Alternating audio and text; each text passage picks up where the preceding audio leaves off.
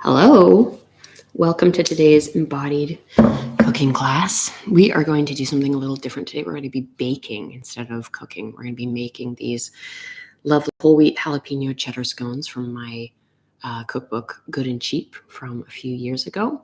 So I'm excited about that. A little bit different for us. But before we get into that, let's do our usual thing. We're going to start with a short breathing exercise, and we're going to set our intention. So let's do the breath first, because it's always giving us what we need, and then from there everything else will follow. So I'm going to do the same kind of breath as we did last week if you were here. It's called Viloma, and we're going to start with, basically we split the lungs into three parts: the bottom, the middle, and the top. And we're going to breathe into the bottom of the lung, pause, breathe into the middle section of the lung, pause, and the final section of the lung, pause, and then release. And then after a few rounds of that, we'll switch to the other side. So we'll take one deep breath and all the way up to the top of your capacity. And then we're going to release into the top of the lung, the middle of the lung, and the bottom of the lung. And you don't have to think about it. You don't have to think, oh, am I really in those sections of the lung? You just do it. Just vision it, feel it, be it. And that's all that we're looking for here. Okay, so let's start. Breathe into the first third. Pause. Middle. Pause. And the top.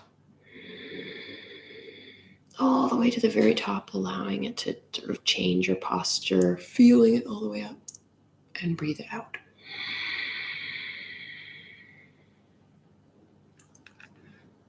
And again, breathe into the bottom.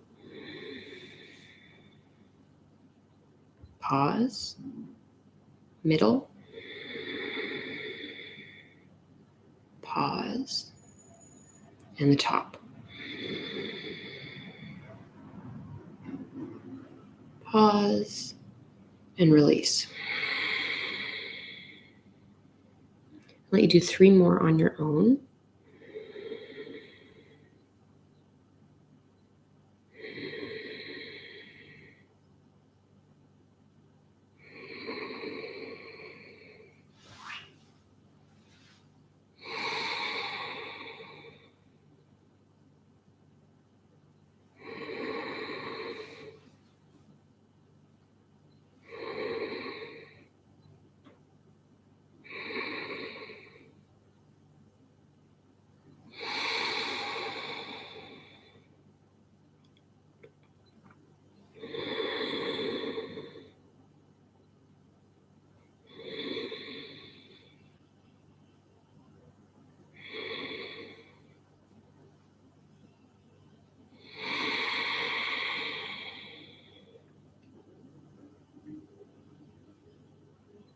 And now we're going to switch so that we're breathing all the way in.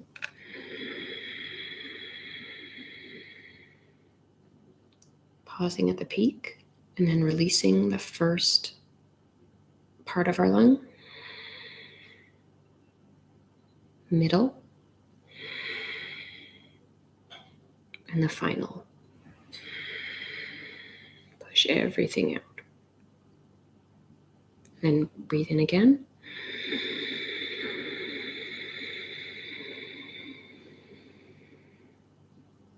Pause. Breathe out the top. Pause. The middle. Pause. And the last. 3 more on your own again.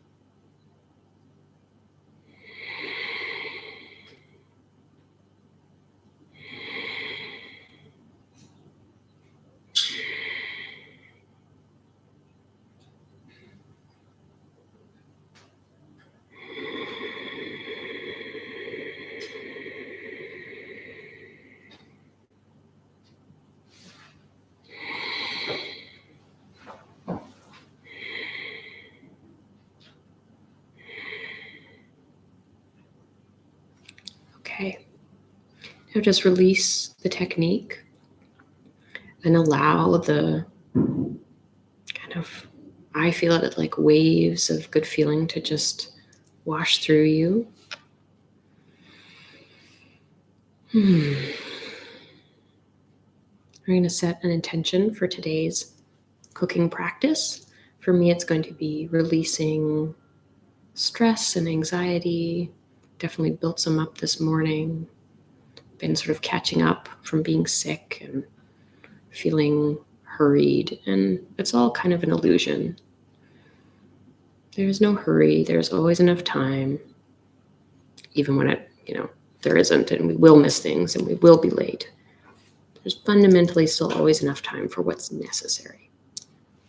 And some stuff that doesn't work out, it's okay. This is what I tell myself. So I'm just going to set that intention here, and I invite you to do yours. And let's begin. So I'm going to start by turning on the oven to 400 degrees Fahrenheit.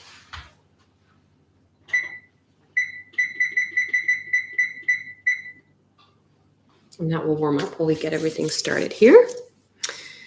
So the first thing that I did a while ago was I took a stick of butter and I put it in the freezer for about half an hour, or more than that is just fine. And we're going to use that in a little bit, but we do have to do that step.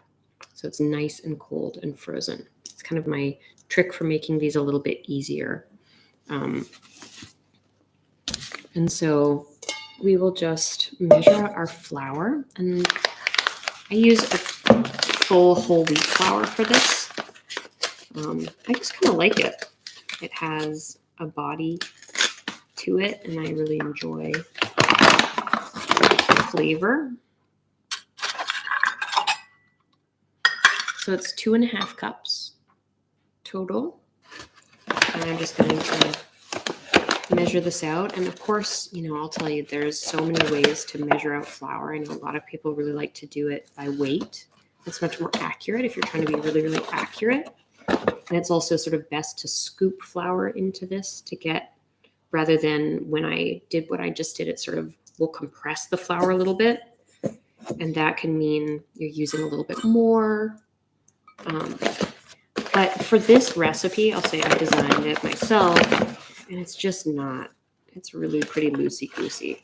It's okay for it not to be exactly accurate. We're not, when we're baking, you'll notice of course, I never knows this, we are going to be a little bit more careful with our measurements. It is more of an exact science. And so we luckily have a recipe to follow. But at the same time, we want to loosen our grasp on the perfectionism of it, on the worry about getting things just exactly right, because I'm here in my home kitchen, making this for you, making this for, my daughter and I and whoever comes by and wants to have one of these. But we're not selling them at a bakery. It's not for a big bake sale or anything like that. This is just for us. And it's okay. And I just think that is so, so important for us to remember and hold that quality in our bodies as we move along with what we're doing. Because when we're sort of always like, oh my gosh, got to get this just right and make it perfect, thinking so much about the outcome, the whole process is then imbued with that energy of stress and worry. And that's just what we want to get away from, because we want this space of cooking and making food to be like the breaths that we just made, something that brings us back to ourselves.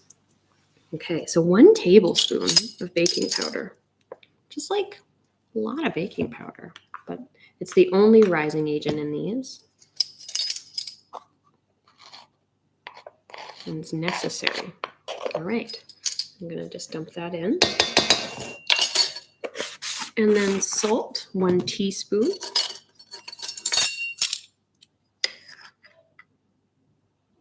And I use sea salt for everything. That's just sort of what I do. But whatever salt works for you is great. All right, so we have basically all our dry ingredients. That's it. I'm just going to give them a little whisk here. Just the baking powder and the salt and the flour all to sort of become one mixture. Let's set that aside. And I'm going to just prepare our other stuff. Our other stuff being cheese and jalapeno before we bring out the butter. This is a big jalapeno. It smells incredible. I think I outed myself a while ago saying like cheese and chili are like my favorite flavor combination when we made the broccoli nachos. Oh my gosh. And so I'm already just literally like salivating immediately from the smell of this, the aroma of this. It's so extraordinary to witness that in your body, that we can have such a strong reaction to something so simple. Isn't that cool? I don't know. I think it's cool that our bodies just do things. Like, I didn't ever give permission for my body to like chilies this much, but just decided I was going to. And then I get to experience that. So I'm going to get rid of a little bit of this is the spicy part of the chili. This is the placenta and the seeds. I'm just going to get rid of half. Because I do want a little bit of the flavor in here. You also could wear gloves with this. I'm not too worried because it's a jalapeno and jalapenos are not ultra spicy, but if you are fairly sensitive, and sometimes I am, I have to be honest, this could go badly for me. And your skin is quite sensitive to the oil. You could wear gloves for this just to make sure that you don't get the capsicum oil on yourself because it hurts. It literally burns. And the more you touch this part that's really full of that, you're going to experience some burning sensations.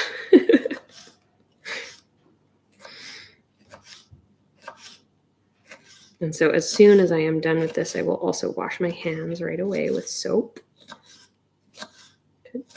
Just get rid of any residual oil before I touch my eyes or something like that too.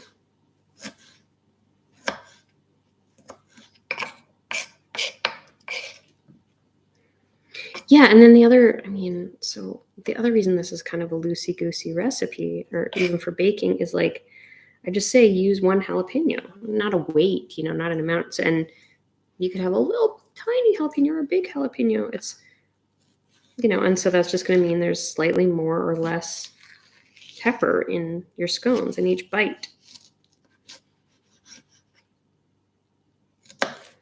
And I personally, like I said, really like jalapeno. And so this big one kind of works for me. But if you're a little like, I like the cheese, not so sure about the pepper, then, you might want to use a smaller quantity.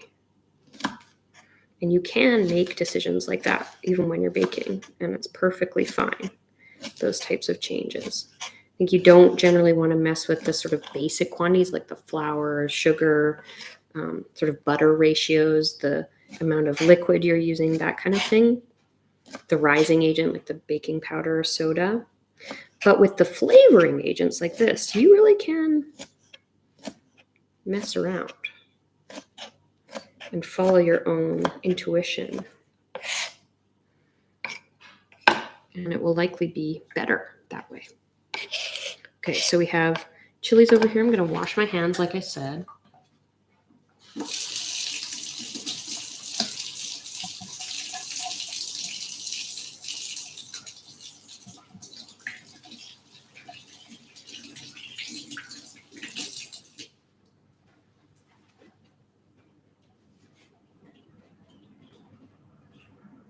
Okay. I'm just going to put this in here. Get it out of the way. Oop.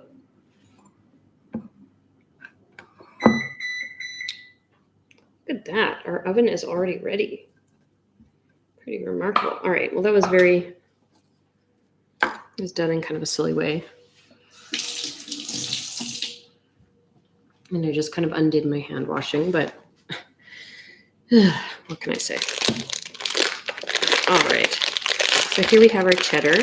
I believe the guideline that I have is about 4 ounces. I think I'm going to use a tiny bit more than that today. And I'm just going to cut it into squares, little squares. A lot of people grate their cheese into strips for their scones, but I really like to have it in little chunks of squares because then you get little melty pockets rather than you sort of have the flavor of the cheese throughout, but you really have these little pockets where it's very cheesy, which I just find more fun and delicious. Just makes, I don't know, invites you to be more aware of what you're eating when you have a chunk of it like that, I think. Anyway, you can disagree with me and try it this way. Try it a different way. All up to you.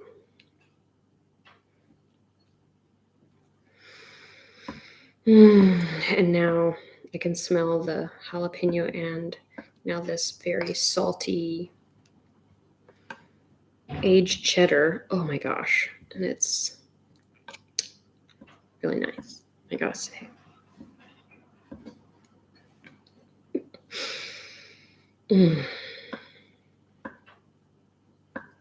So every time we are breathing, we are supporting ourselves. We are giving ourselves what we need. And I know that sounds like so basic. It is. It's like annoyingly basic. It's like, how could it be that simple? I've like resisted it for basically my whole life. Because it just feels like, how can breathing really be so good for you? How can it stop, the panic feeling that I have, or the sadness, or the anger, or the whatever the thing is that I'm struggling with? And it's not that it stops it, but what it does is supports. And so every time we choose to breathe, we are choosing to give ourselves this natural support. And the reason I'm talking about this right now is that I'm just thinking that what's so beautiful about cooking, about getting to prepare this food, is that every time I'm breathing in all of this aroma. And it's like just layers and layers of experience, of memory. And it's like it's all being rewired right now to be a safe and enjoyable experience. Whatever associations you might have with any of this, as I breathe consciously, I am telling myself that I am safe. I am safe in what I am doing. I am safe no matter what happens, no matter the outcome of this cooking experience. And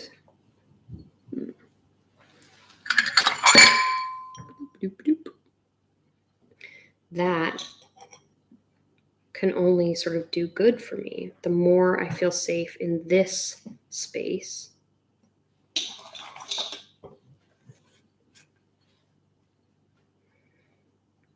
the more I will feel safe in the rest of my life, because I'll be used to my body feeling this way. This is the magic of kind of a dedicated practice of something you do a lot. You will feel that way a lot.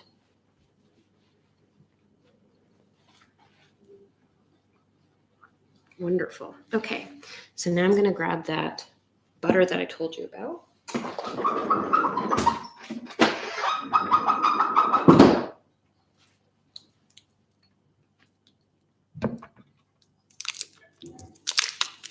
And it is frozen solid. It's a very strange feeling, frozen butter.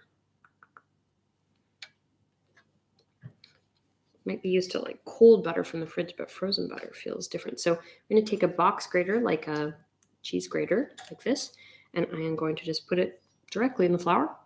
And I'm going to grate my butter like it's a block of cheese.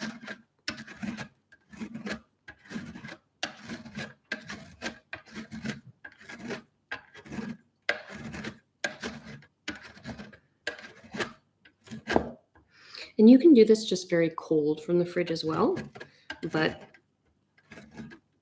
it's just a little easier to work with when it's completely frozen and you have a bit more time before the warmth of your hands, your body heat, and all of that will melt the butter, because the idea of a scone or biscuit or any of these kinds of things is that we want the bits of butter to not be completely mixed in with the flour, with the rest of it.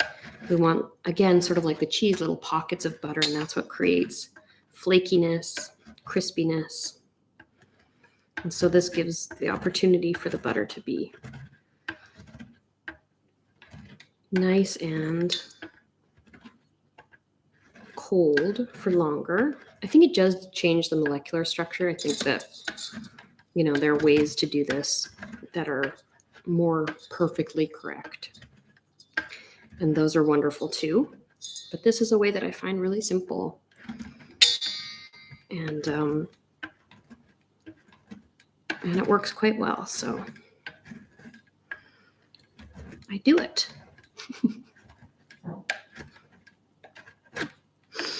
Whew, it's actually great. It's so frozen.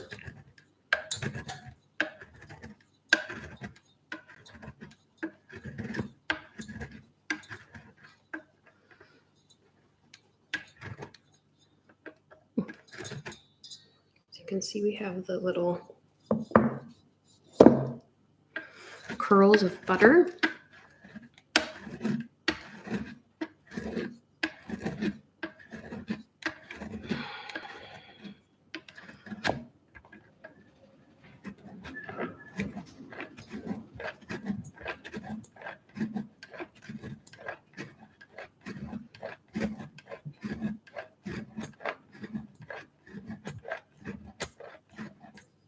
Almost there. I guess this is why my daughter always gets me to grate everything. It's actually quite hard work.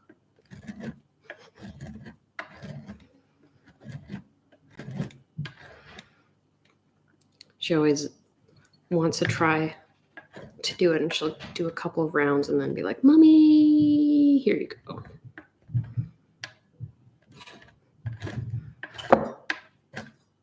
Okay, here we go. I can't quite get the last bits. I'm going to get as much of this out of here as possible. We don't want to lose any butter.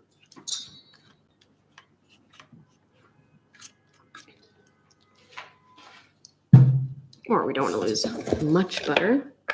And I'm just going to cut up a little bit of this last one with my knife. All right. So we have butter. And what do I say? What do I tell people to do? I believe, yes, that we just sort of gently mix it in. And as you can see, they're sort of staying separate. Like you can see the flour and the butter. Great. This is what we want. And now we're going to add our wet ingredients, which is going to be half a cup of milk and 2 eggs, just lightly beaten. And the reason I do that is just so that you don't have to mess with the egg too much, because in general, we're just going to try to bring this together with as little basically effort as possible. Unlike when we make bread, when we're really kneading everything a bunch. With this, we are trying to bring it all together using as little kneading as possible, basically, because we don't want to work the gluten in the flour. We don't want it to be stretchy. we want it to be flaky. And so that requires a very, very light touch. Okay, so we have 2 eggs here and then a half a cup of milk. Yeah, and that's it. Right. It's so gloriously simple. Okay. I'm going to make a divot, sort of a well in the center here. We're going to put the wet ingredients in. Eggs. And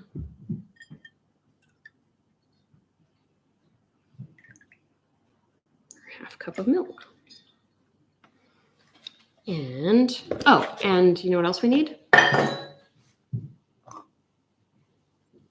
Our cheese and peppers.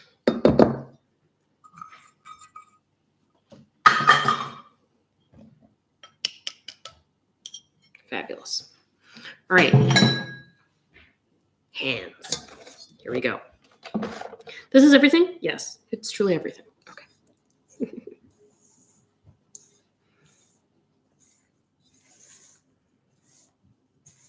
Oh my goodness. Such fun.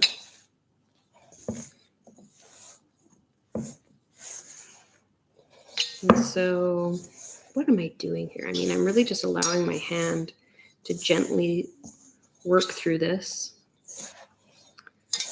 At first it feels really sort of crumbly and like, oh my gosh, there's so much flour, it's never going to come together. But as you gently work it, and with the eggs, be surprised, it begins to really moisturize and it will become a really nice clump in a bit. A nice clump. Doesn't sound nice, does it? Clump is not the most fabulous of words, but actually I'm just going to put this out here. Like this. And I'll show you outside of the bowl what this looks like. Yeah. Now I'm going to use both my hands. Just trying to keep one clean, but it's not going to happen. Okay, so these parts you can see are, and you can see these little chunks. It's like that's the flakiness that we want. So this is good. You sort of look at it. It really is. It's so different from making bread, something like this pastry making.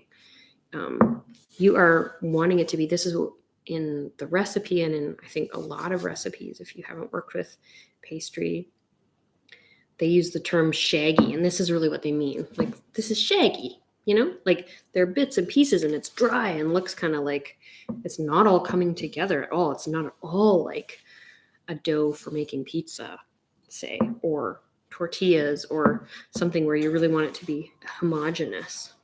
This is sort of barely held together. And so we want it to be held together so that it can bake, but just enough so that it can be as flaky as possible. So this is what we're working toward, and using as little of my sort of body heat and all that as possible, because I don't want to melt the butter too much. And anyway, you get it. But rather than being sort of stressed by it, like, oh my gosh, just think of it as like this lovely sort of, it's like an exercise in the way we need to hold so many things in our lives, right? Like just really gently and openly and allowing it to just come together as it will, not forcing it, not pushing it, just having faith that it will come together.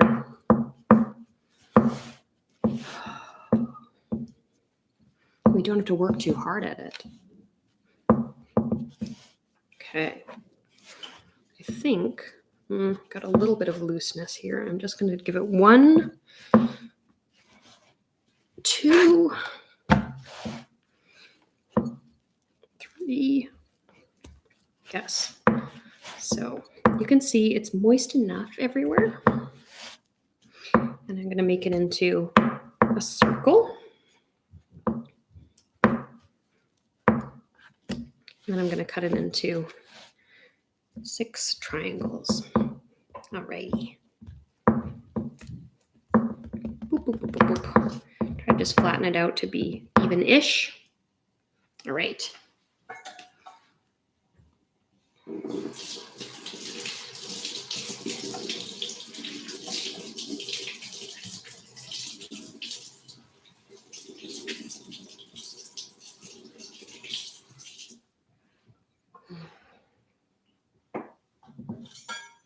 Okay, I'm going to cut it in half, and you can use a pastry, what is it called? A pastry bench scraper thing, if you like, for this. I have one in a drawer somewhere, but whatever.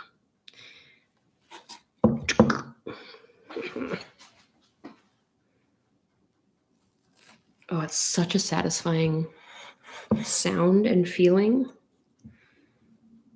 the way this goes in. And I'm kind of gently sawing it rather than pushing through like I would with something else. Again, because I'm trying so much to keep the structure of these, because the structure is where the flakes come from. So like the structure is what we want. But look at this. See, it's come together enough, right? So now we're going to put these on here.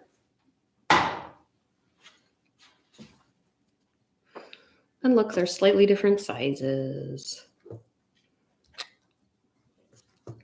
No surprise, because it's me. I never get things exactly even and right, you know. And they let me make cookbooks, so it's really okay for you to as well.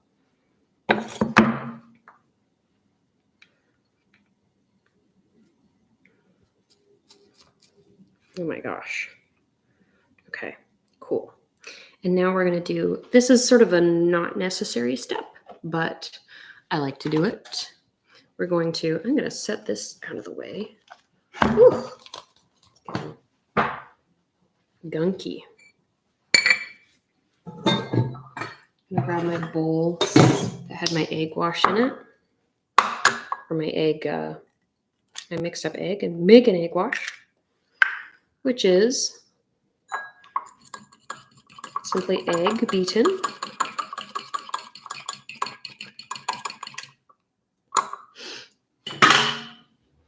Now, the real test. Can I find my little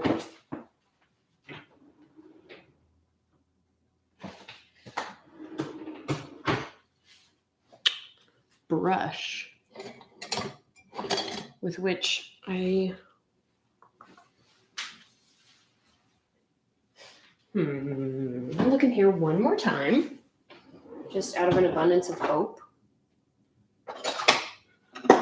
Yes! See, it's always the drawer with all the stuff in it. You just have to look slightly harder. So get one of these little guys. It's a silicone one. Of course, it can be, there are all kinds of brushes. And it's really, you could use a spoon, but it's like not easy.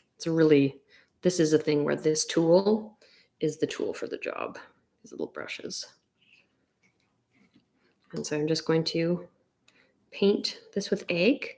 And what this will do is make a really beautiful crust, really golden brown crust.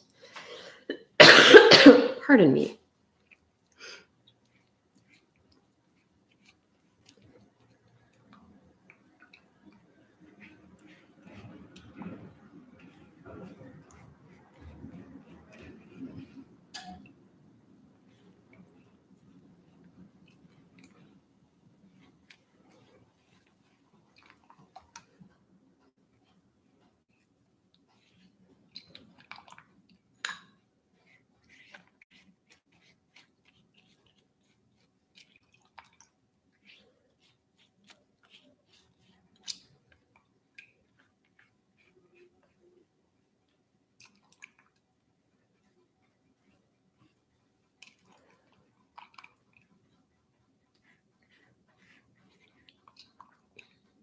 A lot of really fun sounds.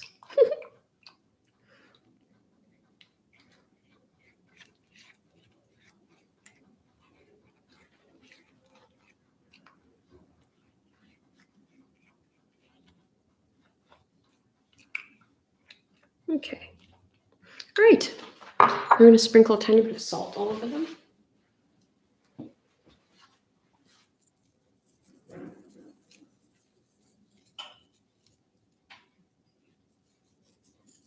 There we go.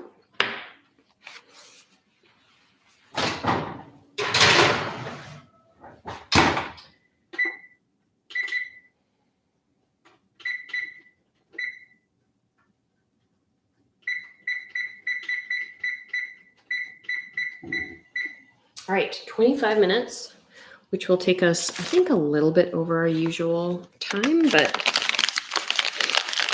I'd like you to see the finished product if possible, and we'll do a meditation while we wait, because we can.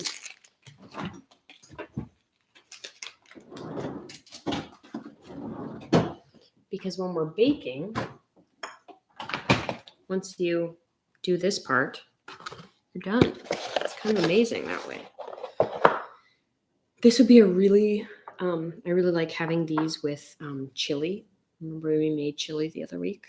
Highly recommend making these, and they can come out fresh. We could make the chili, now, serve these later. Just an idea. Soup, of course, anything that is sort of warm. Big pile of roasted vegetables would be really lovely at this time of year. But you could also, we could split them, make, a sandwich with them. There's all kinds of ways to enjoy something like this. Like a scone like this with like an egg sandwich situation. Magnificent. But I'm just going to clean up just a little bit here so that we have, you aren't looking at all this mess with me. And then we'll do a nice long meditation together, which is actually really exciting.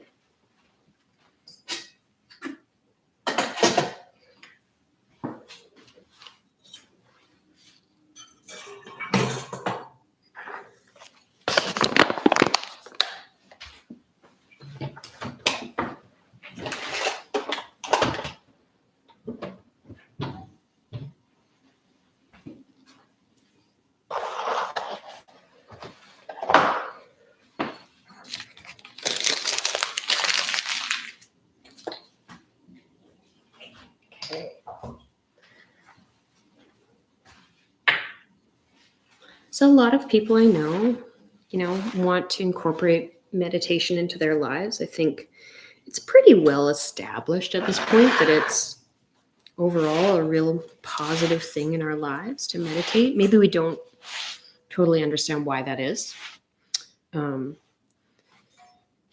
We still sort of have questions about that. We don't have, and I think the truth is the certainty of how good it is for us can only be had through direct experience of it. The more we experience meditation, the more we do it, the more we practice it, the more we realize why it is this kind of incredible, long-lasting, thousands and thousands of year-old practice that really helps the human body to integrate the mind and the body. And so people are always, I'm kind of into meditation. So I have a lot of people sort of asking me, or, usually in the form of some kind of guilty, like, oh, gosh, I wish I had time to meditate, or I try, but I feel so busy in my mind and it's just not pleasant, or all these things. And it's all very real. And so I think we're all looking for a time, and there can be a sort of perfectionism, like, oh, I should meditate in the mornings, but I didn't get to that today, so I guess I can't meditate today. Or I should meditate before bed. Oh, I'm too tired now, I'm going to fall asleep, so I'll wait. It really doesn't matter when you meditate. It doesn't matter for how long you meditate. What matters is that you do it consistently. even for 2 minutes.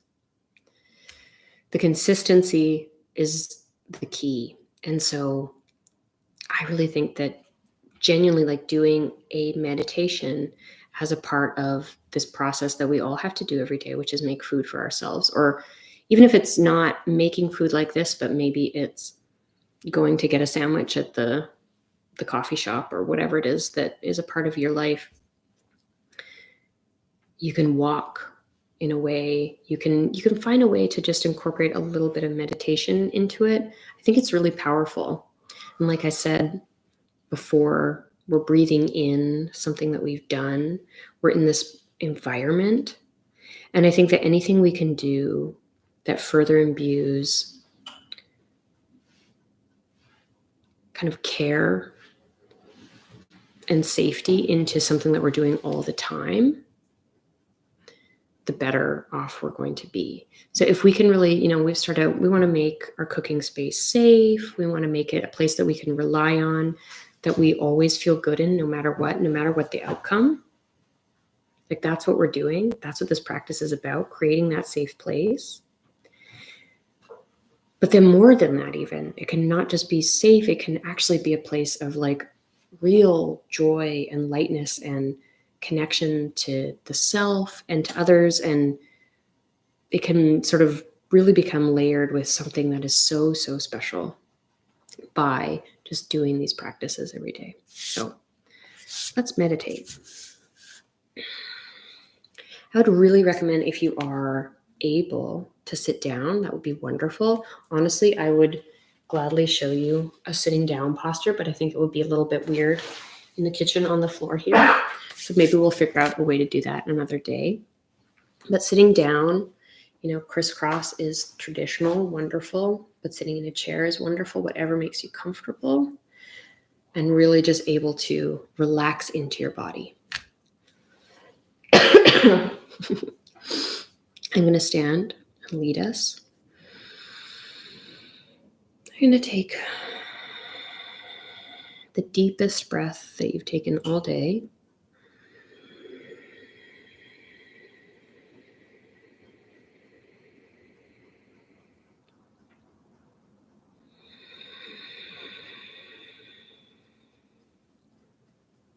And as you breathe deeply, allow the breath to slow. Really, really savor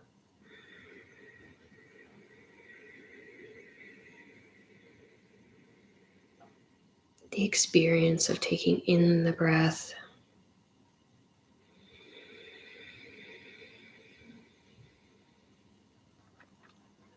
and the experience of releasing the breath. Notice, if you can, any difference between the in-breath and the out-breath.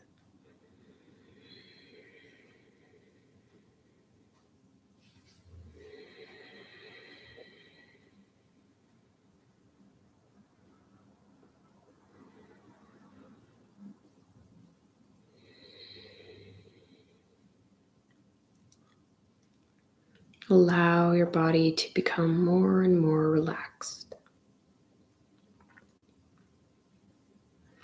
This is not something we are making any effort towards. It is just something that is happening as we breathe and as we notice our breathing, as we choose how we breathe. Our body is relaxing.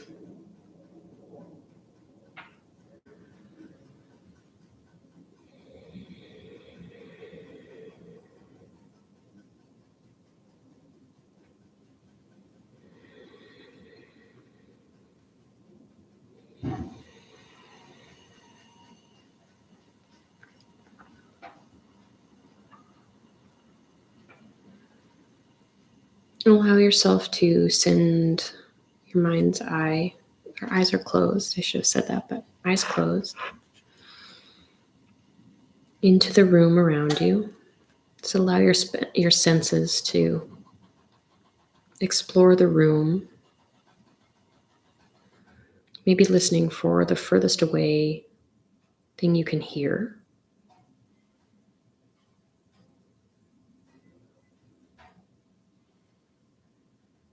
And coming back. The feel of the air. The smells.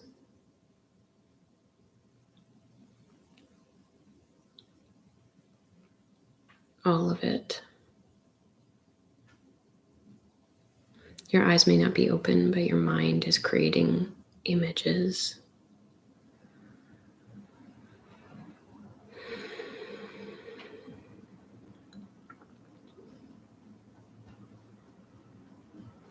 This is where you are. And now bring your awareness closer into your body. We start at our toes. Just as we scan over the toes, just allow them to relax, that much more release. Anything being held there.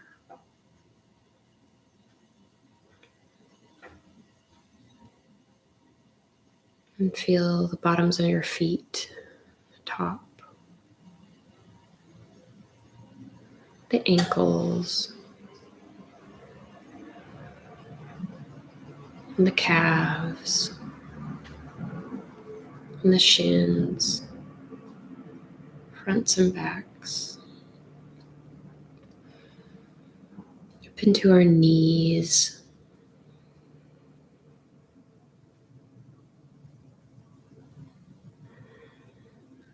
And then up into our thighs, the front and back, quadriceps and our hamstrings.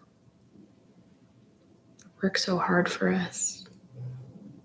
Often, so tight. From sitting, from doing things. Bring our awareness up into our hips, into our seat.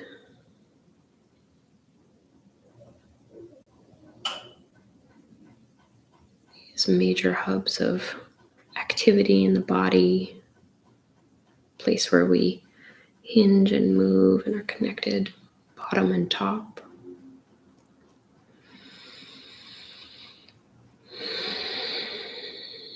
Bring your awareness into your stomach and low back, up into the ribs, all the way around.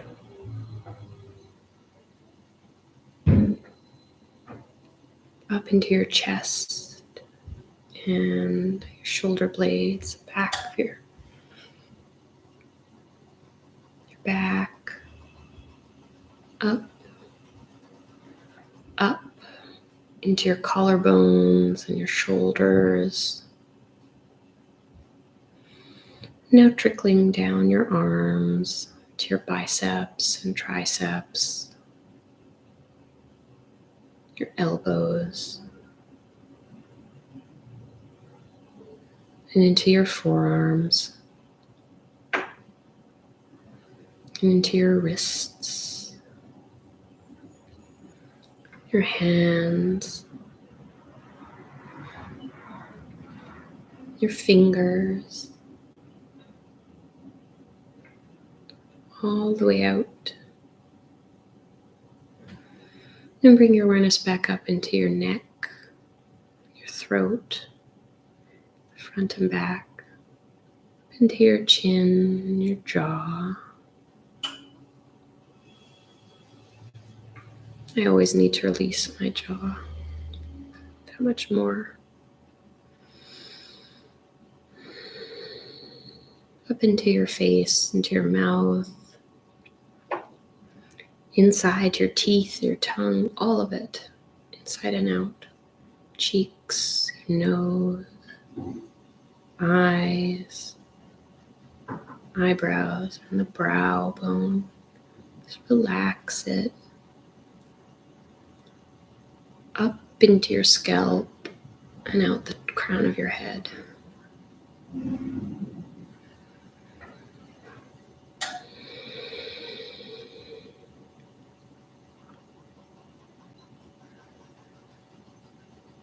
And just continue to breathe full awareness of your body, not needing to focus on any particular part, but just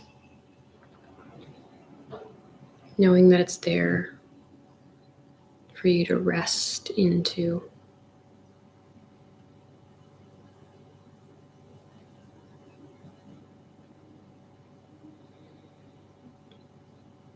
Know that all good feeling, all comfort, all of it, every good thing you've ever felt comes from the body. It is all here, inside us.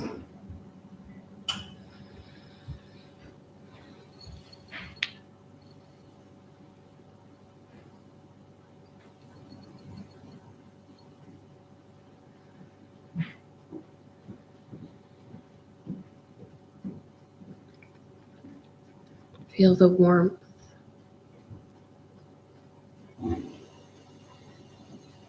and the flow.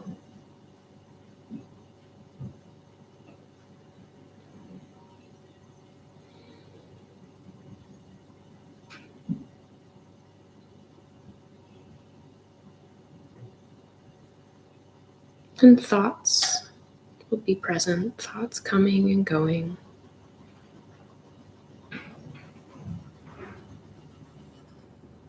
That is what the mind is made to do. It's natural for us to have thoughts. Thoughts are telling us memory or some discomfort in the body, something yet undone in our lives, something we want. Our mind holds all of that for us.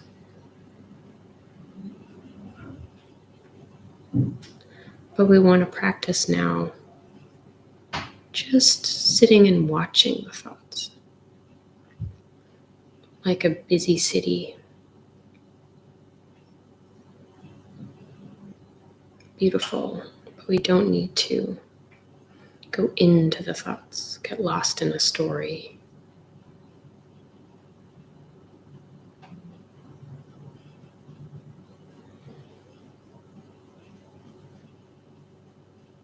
And it's natural if you do get pulled into a story. The practice is to breathe. Allow that breath to interrupt the story, which sometimes isn't so easy. To ask ourselves to do that with trust that developing this skill will benefit us. Allow us to focus on what we actually want to focus on.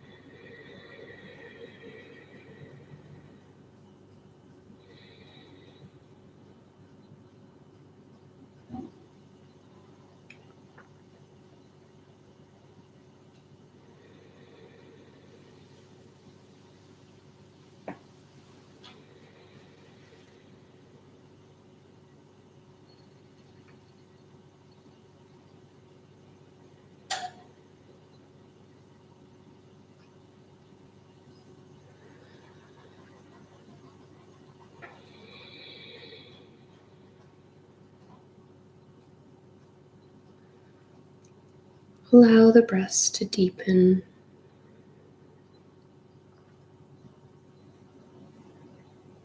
Let go just a little bit, even of the watching the thoughts.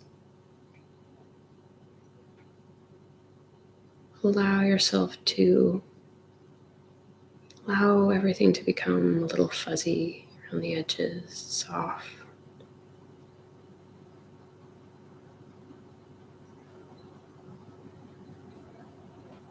As we deepen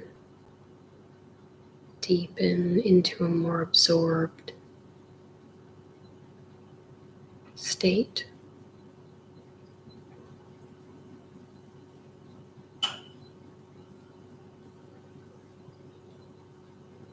As we deepen, sometimes our thoughts can slow down or even begin to stop. As we access a place of contentment,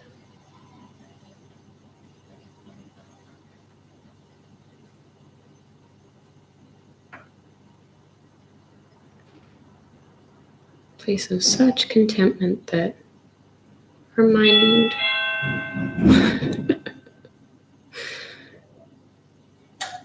no longer needs to worry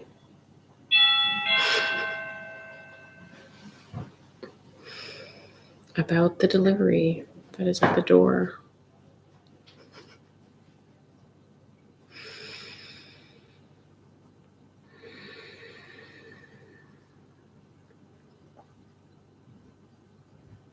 We can just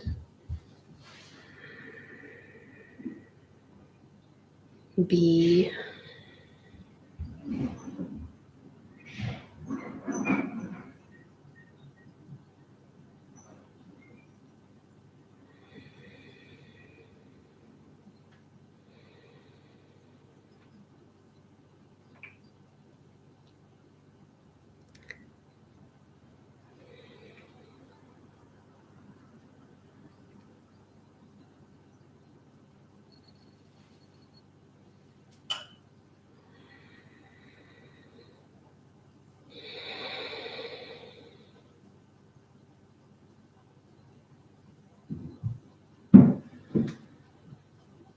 now bring your awareness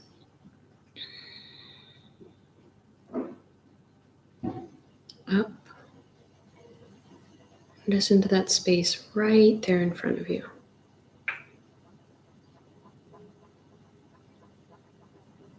Just be right there. All you have to do, just for 1 minute, focus everything on that. Not allowing any thoughts to interrupt it. For 1 minute, starting now.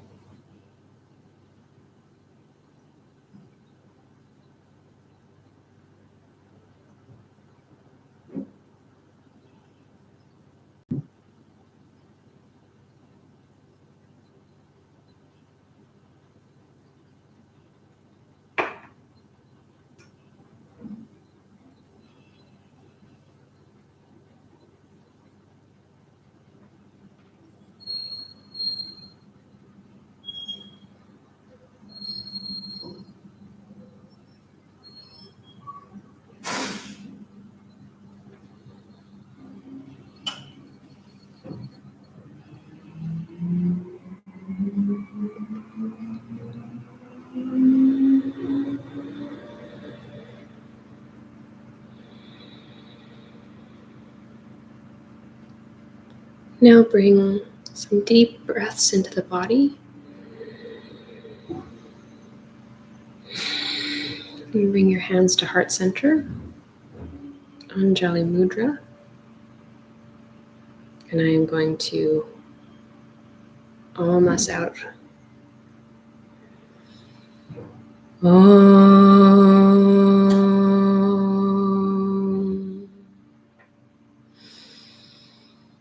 Om.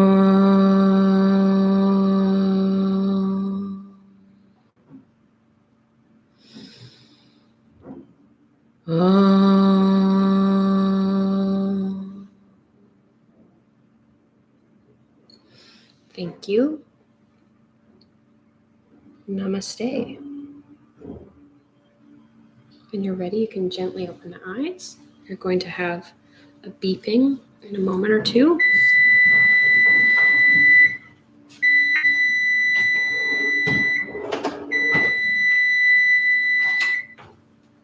Oh my gosh, look at this. What a fun thing to wake up to. Look at these guys, all craggly and browned. And look at the cheese popping out of the sides, all delicious, crunchy. They look amazing. These are just what we want. A little heavy.